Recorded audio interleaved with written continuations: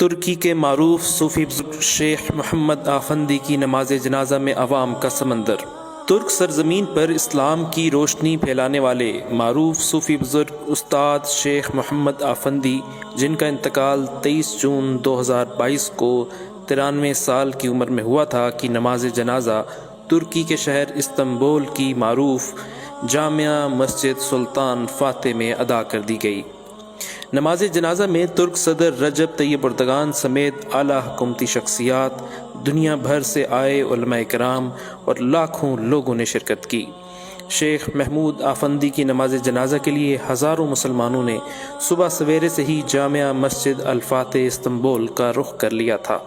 ترکی حکومت کے احکامات کے مطابق لوگوں کے ہجوم کی وجہ سے کل رات 1 بجے سے آس پاس کی سڑکیں گاڑیوں کے لیے بند کر دی گئی تھیں، جبکہ لوگوں کی بڑی تعداد آپ کے انتقال کی خبر سن کر آپ کی خانقاہ بھی پہنچنا شروع ہو گئی تھی۔ شیخ آفندی سلسلہ نقشبندیہ کے سب سے بڑے بزرگ تھے۔ شیخ آفندی جدید ترکی میں اسلام پسندوں کا مرجع و محور تھے۔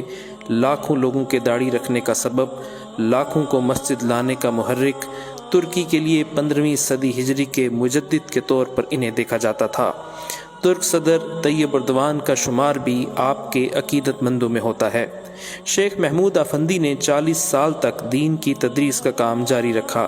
تقریباً 18 سال تک آفندی کے پیچھے کوئی نماز پڑھنے کے لیے تیار نہیں تھا۔ 18 سال کے بعد آہستہ آہستہ لوگ آنے لگے اور شیخ آفندی سے فیضیاب ہوتے گئے۔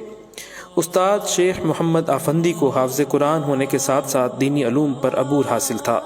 دنیا بھر میں ان کے عقیدت مندوں کی بڑی تعداد آج بھی موجود ہے۔ انہوں نے دنیا بھر کے لوگوں اور خاص طور پر مسلمانوں کے لیے بہت سے فلاحی اور اصلاحی ادارے قائم کیے۔ رپورٹس کے مطابق شیخ آفندی انفیکشن کے باعث گزشتہ 2 ہفتے سے اسپتال میں زیر علاج تھے۔ اللہ تعالیٰ ان کی مغفرت فرمائے اور ان کا فیض جاری و ساری رکھے، آمین۔